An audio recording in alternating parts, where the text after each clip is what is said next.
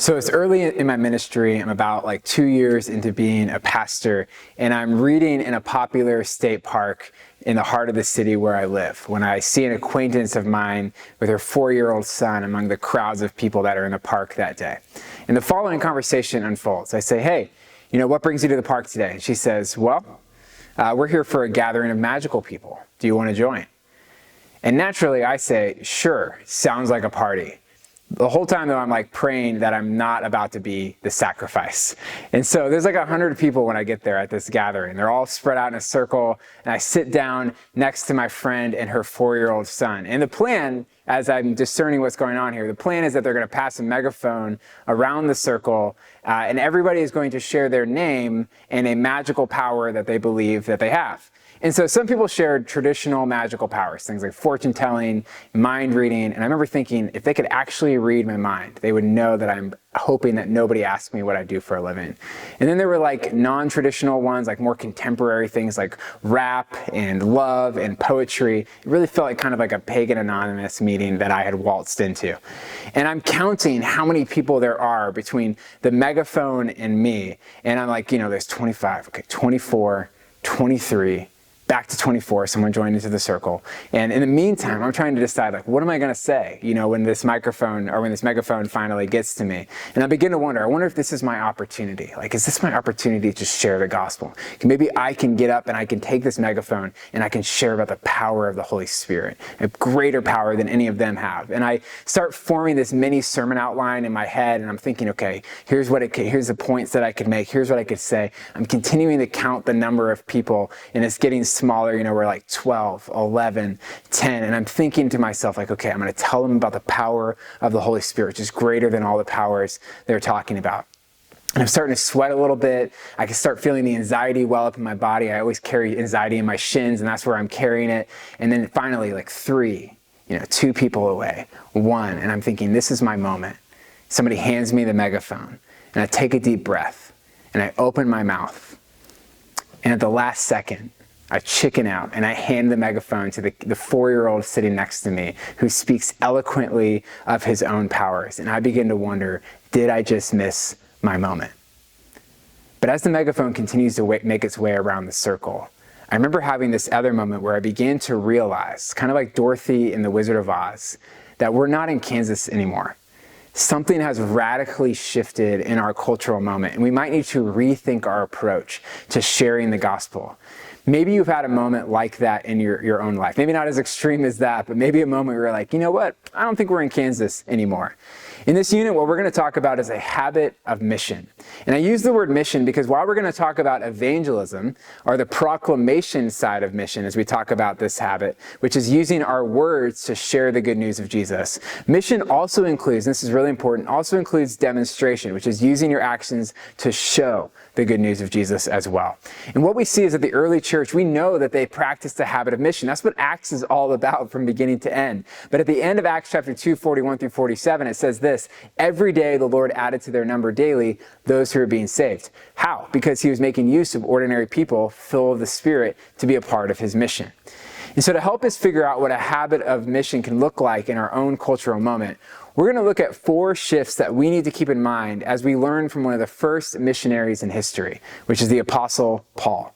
In particular, we're going to look at his experience in Athens in Acts chapter 17, 16 through 34. So you have a Bible, you can open up to that. We don't have time to read through it all, but basically what's happening is he's in Athens and he's waiting for his teammates to arrive. And then we begin to see this scene unfold. And the first shift that we see in this passage is a culture shift from Christian to non-Christian, from Christian to non-Christian. It says in Acts chapter 17, verse 16, while he was waiting for them in Athens.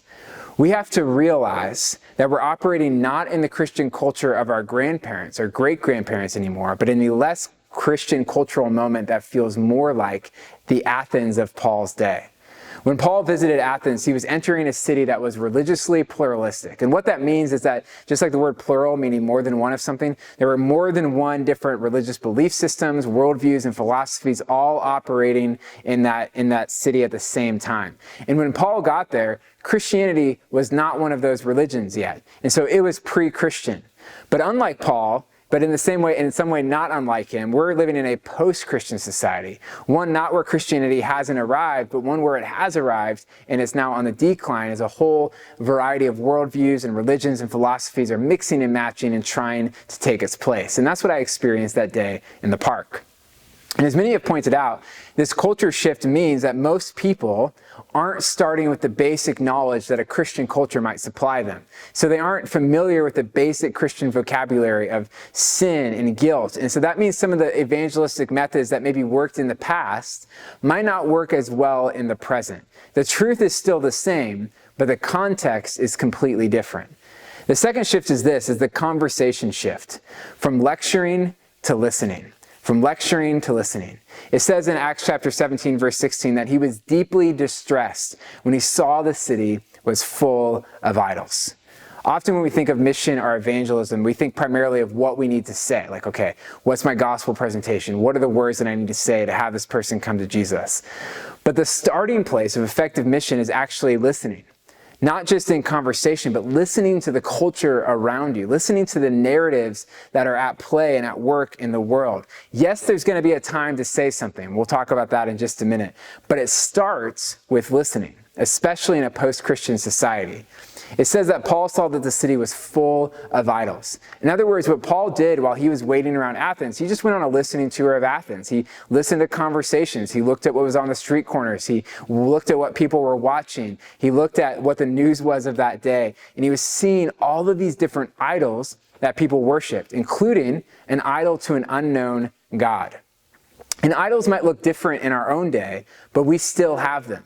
There's this famous quote from David Foster Wallace that he gave in a commencement speech. And he says this, in the day-to-day trenches of adult life, there's actually no such thing as atheism. There's no such thing as not worshiping.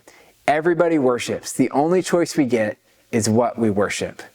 And what an idol is it's something that we worship. It's anything that we look to fulfill a longing that can only be fulfilled in God. It's a good thing that we turn into God. And if, like Paul, if you start looking for idols, you're going to start seeing them on every street corner in everyone's life. So you're going to see the idol of achievements. You're going to see the idol of relationships. You're going to see the idol of comfort, of security, of wealth, of pleasure, of affirmation. Whatever it is, you're going to see idols everywhere. And as you talk with someone, what you want to listen for, even just as you observe the world around you, ask yourself, what idols is this person looking to fulfill a longing that can only be satisfied in God? If you can pinpoint the longing and call out the idol that's failing to fulfill it, you're going to be in a better spot to share the good news of how only God can meet that longing. Francis Schaeffer, a late 20th century theologian who was particularly aware of the fact that we're not in Kansas anymore, the changing cultural landscape, was once asked how he would spend an hour with an unbeliever. Here's what he said: I would spend 55 minutes listening and 5 minutes talking. Because if you can get that 55 minutes right, everything you say in that 5 minutes is going to be so much better. That's what we're talking about. Shift number 3 is the communication shift. The communication shift. You have to go from script to improv. It says this in Acts chapter 17, verse 22. Paul stood up in the middle of the Areopagus and he said, and then he began to give this speech, which we'll talk about in just a second. Lots of people think that evangelism is kind of like a sales call. You just follow a script. You're like, okay, you say this. If they say this, then you say this. And then the next person says this.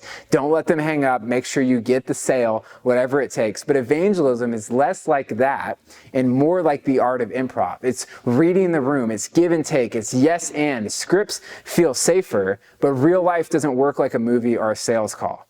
Remember, I was walking through my neighborhood one time and I got stopped by someone. And they asked me, a strange question to start. They said, hey, have you ever read Genesis? Which is not normally a question I get asked while I'm walking down the street in my neighborhood. And I said, well, yes, of course. And then I was going to tell them what I did, but I got interrupted first. And he said, then he began to work his script. And he said this, so you've heard of the mother goddess? And I said, no. I don't follow how we got from reading Genesis to the mother goddess, which is he had me exactly where he wanted me. And he started to work this script of whatever cult that he was trying to convert me to. And as you can imagine, it didn't work. I'm a pastor, and he didn't never ask me that. Had he taken some time to ask me and listen to me for 55 minutes, his 5 minutes about the mother goddess might have gone a lot better.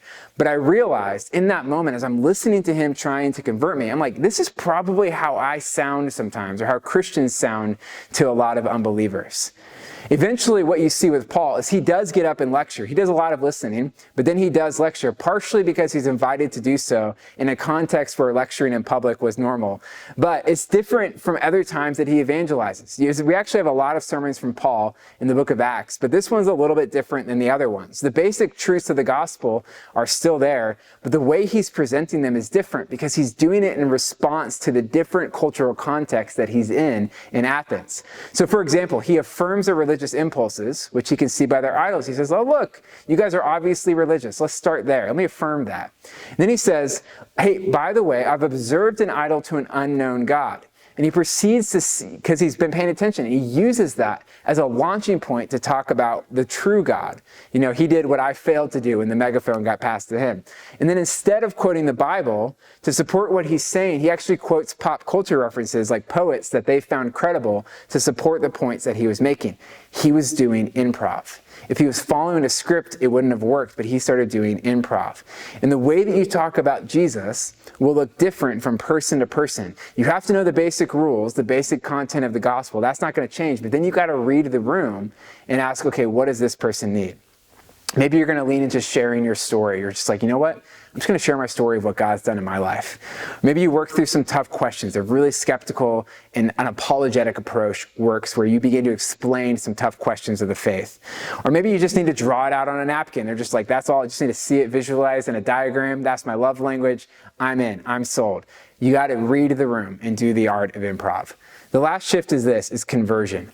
It's a conversion shift from immediate to gradual. Here's how the text ends in Acts chapter 17, verse 32 through 34. It says, when they heard about the resurrection from the dead, some began to ridicule him. But others said, hey, we'd like to hear more from you again on this. And so Paul left their presence. However, some people joined him and believed, including Dionysius the Areopagite, a woman named Damaris, and others with them. And the final shift, and this is what we see here, has to do with our expectations of how conversions often work. Yes, sometimes they seem instantaneous, and sometimes that's actually how they happen. But more often, what you'll find is that conversions are gradual. I remember a time I was meeting with in the backyard with a guy once to work through some questions he had about Christianity that he was struggled with. So we pulled up these two big plastic chairs in my backyard and we started talking through some of his questions about faith. And at the end of the conversation, I said something like this. I said, hey, you walked into my backyard a non-Christian. How would you like to walk out a Christian? And all of a sudden he was like, yeah, I'd like to do that. And we prayed the prayer right then and there, and he became a Christian. And on the surface, it looks like an instantaneous conversion. And there's a way to tell the story that would make it seem that way. But that's not actually the whole story. The reason that guy was even in my backyard was because another guy in my church had been meeting with him for conversations for months up until this point. He was a local college student. They went to college together and they were having spiritual conversations. And by the time he introduced me to this friend of his to have a meeting in my backyard, they had already had all kinds of conversations. And there was just a few other things that he thought maybe I could help him work through. He was already on the edge of faith. He just had a couple more questions. And after a conversation in my backyard where he became a Christian, he ended up meeting with another pastor that lived closer to where he went to college and got baptized by him. What I saw in my backyard was just the middle step in a series of conversions.